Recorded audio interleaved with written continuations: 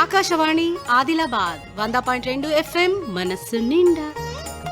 सभी को हिंदी दिवस की हार्दिक शुभकामनाएं। हिंदी बड़ी प्यारी सी सरल भाषा है। किसी न किसी रूप में इसका हम उपयोग ज़रूर करते हैं। हम अपने विद्यालय में अपने दोस्तों से खेल के मैदान पर हिंदी भाषा का ही प्रयोग करते हैं। जब से मानव अस्तित्व में आया तब से ही भाषा का उपयोग कर रहा है, चाहे वह ध्वनि के रूप में हो या सांकेतिक रूप में या अन्य किसी रूप में। भाषा हमारे लिए बोलचाल का माध्यम होती है, संप्रेषण का माध्यम होती है। इसके द्वारा हम अपने विचार व्यक्त कर सकते हैं, बातचीत कर सकते हैं, दूसरे लोगों के विचार सुन सकते हैं। यह बिल्कुल सही है, क्योंकि मनुष्य एक सामाजिक प्राणी है।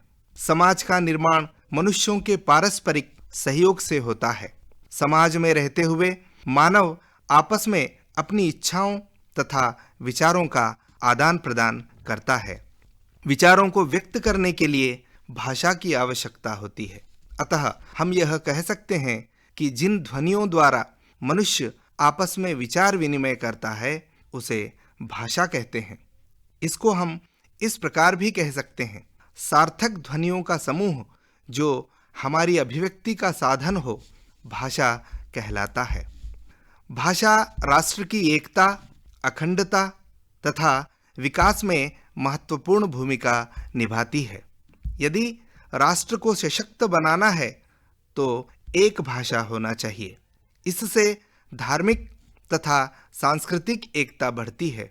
यह स्वतंत्र तथा समृद्ध राष्ट्र के लिए आवश्यक है। इसलिए प्रत्येक विकसित तथा स्वाभिमान की देश की अपनी एक भाषा अवश्य होती है, जिसे राष्ट्रभाषा का गौरव प्राप्त होता है।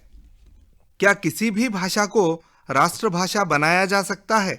किसी भी देश की राष्ट्रभाषा उसे ही बनाया जाता है जो उस देश में व्यापक रूप में फैली होती है। संपूर्ण देश में यह संपर्क भाषा व्यवहार में लाई जाती है। राष्ट्रभाषा संपूर्ण देश में भावात्मक तथा सांस्कृतिक एकता स्थापित करने का प्रधान साधन होती है। इसे बोलने वालों की संख्या सबसे अधिक होती है।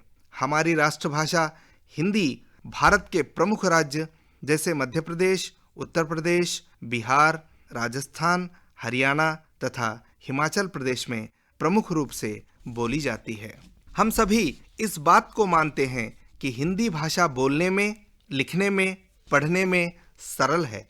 अब प्रश्न यह उठता है कि क्या हिंदी भाषा का आरंभिक स्वरूप ऐसा ही था?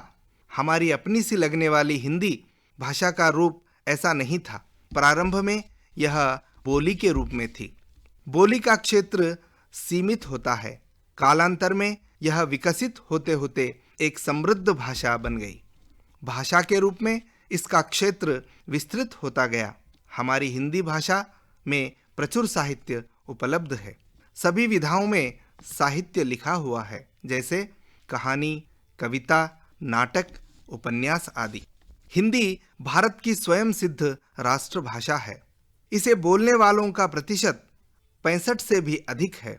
हमारी हिंदी भाषा की एक विशेषता यह भी है कि हमारे देश में रहने वाले भारतीय लोग किसी भी प्रांत में रहने वाले हो, उनकी कोई भी भाषा मातृभाषा हो, वे हिंदी समझते हैं और किसी न किसी रूप में व्यवहार में लाते हैं।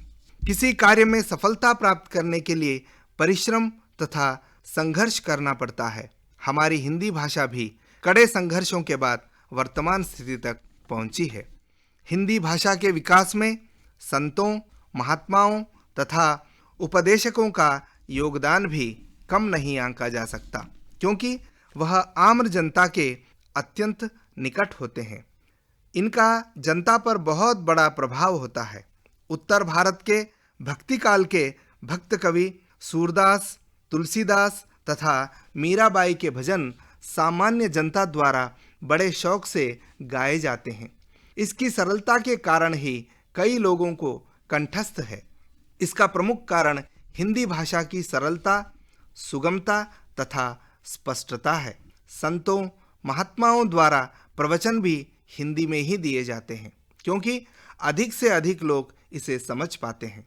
उदाहरण के रूप में दक्षिण भारत के प्रमुख संत वल्लभाचार्य, विट्ठल रामानुज तथा रामानंद आदि ने हिंदी का प्रयोग किया है।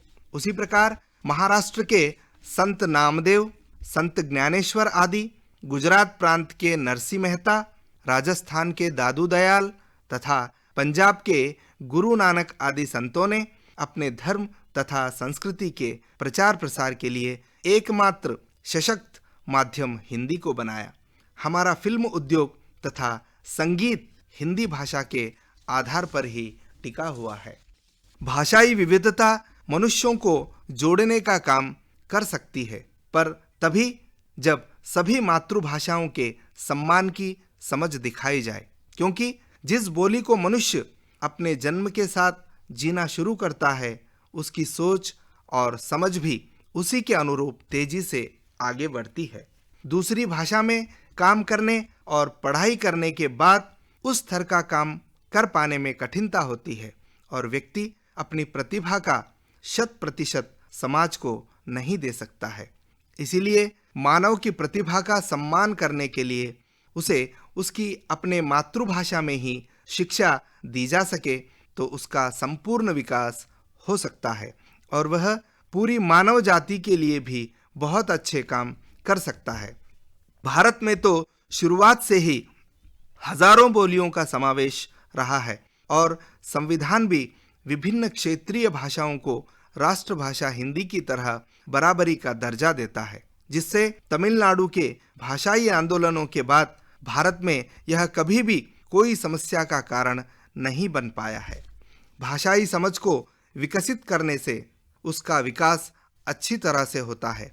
आज पूरी दुनिया में हिंदी का जो प्रसार हुआ है, उसके लिए सरकारी प्रयासों को बहुत श्रेय नहीं दिया जा सकता, क्योंकि हिंदी सिनेमा ने पूरे विश्व में हिंदी को बहुत गौरवान्वित किया है। भाषा यदि जोड़ने का काम नहीं कर सकती है तो उसके दुष्प्रभावों से बचा भी नहीं जा सकता है और अपनी भाषा के विकास के साथ दूसरे के भाषा का सम्मान करने से ही दूसरों के मन में हम अपनी भाषा के प्रति सम्मान पैदा कर सकते हैं। आज भी देश में हिंदी भाषी क्षेत्र में पैदा हुए लोग आसानी से हिंदी को राष्ट्रभाषा की हैसियत से पूरे देश में लागू किए जाने की पैरवी करते मिल सकते हैं, पर अन्य भाषा भाषी क्षेत्रों में जाने पर उनके साथ क्या गति बनती है, यह बाहर जाने वाले ही समझ सकते हैं। अच्छा हो कि इस तरह से दबाव बनाने के स्थान पर पूरे देश में इस तरह की व्यवस्था की जानी चाहिए, जिसमें विद्यालयों में बच्चों के लिए अपनी मातृभाषा के अतिरिक्त एक भारतीय भाषा भी सीखने के लिए प्रेरित किया जाए और यदि संभव हो तो विभिन्न भारतीय भाषाओं में सरकारी संस्थानों और विभिन्न एनजीओ को साथ में लेकर दूसरे राज्यों में इस तरह के भाषा केंद्र विकसित किए जाएं, जो वास्तव में देश के नागरिकों को अन्य भाषाओं के साथ जोड़ने का काम कर सके।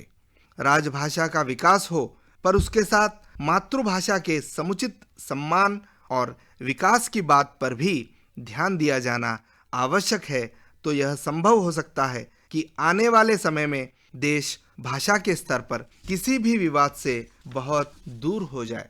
हमें अपने बच्चों को अपनी मातृभाषा के महत्व को समझाना होगा। हमें अपनी परंपरा का वास्तविक चित्र उन्हें दिखाना होगा। माता के अलावा संस्कार का तीसरा स्रोत बच्चे का वह प्राकृतिक व सामाजिक परिवेश है जिसमें वह जन्म लेता है और पलता बढ़ता है। यह परिवेश उसके आहार व्यवहार, शरीर के रंग रूप के साथ ही आदतें भी बनाता है। सामाजिक परिवेश के अंतर्गत परिवार, मोहल्ला, गांव और विद्यालय के सभी सहपाठी, मित्र, पड़ोसी व शिक्षक आते हैं।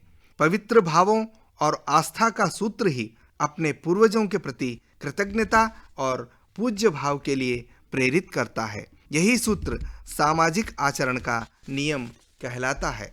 इसमें संदेह नहीं कि शिक्षा का पूरा लाभ लेने के लिए मातृभाषा में शिक्षा का दिया जाना तथा मातृभाषा का सम्मान करना नितांत आवश्यक है। विदेश में हमारी भाषा का सम्मान हो रहा है और हम इतने गुलाम कि अपने देश में अपनी मातृभाषा का तिरस्कार कर रहे हैं और बच्चों का और देश का भविष्य खराब कर रहे हैं। भारत में कई भाषाएं बोली जाती है और अलग अलग प्रांतों में अलग अलग मातृभाषाएं बोली जाती है, परंतु हिंदी जो भारत की राष्ट्रभाषा है, ये जिस प्रकार फूलों को माला में पिरोया जाता है, ये हिंदी धागे का काम करती है और इन सारी प्रांतीय मातृभाषाओं को एक सुंदर रूप देती है। ऐसा नहीं कि हमें विदेशी भाषाएं नहीं सीखनी चाहिए, अवश्य सीखना चाहिए। हम अंग्रेजी को एक समुन्नत उपयोगी विदेशी भाषा की तरह सीखें। भारत में जो शिक्षा प्राथमिक स्तर से और महानगरों में तो नर्सरी से अंग्रेजी माध्यम में दी जा रही है, वह भारत के लिए धीमे जहर के समान है। नर्सरी या पहली कक्षा से ही अंग्रेजी शुरू करने पर अंग्रेजी सीखने में न केवल अधिक कठिनाई होगी, वरन उस भाषा का सीखना रटंत विद्या के समान होगा और वह ज्ञान उसके हृदय में प्रवेश नहीं कर सकेगा।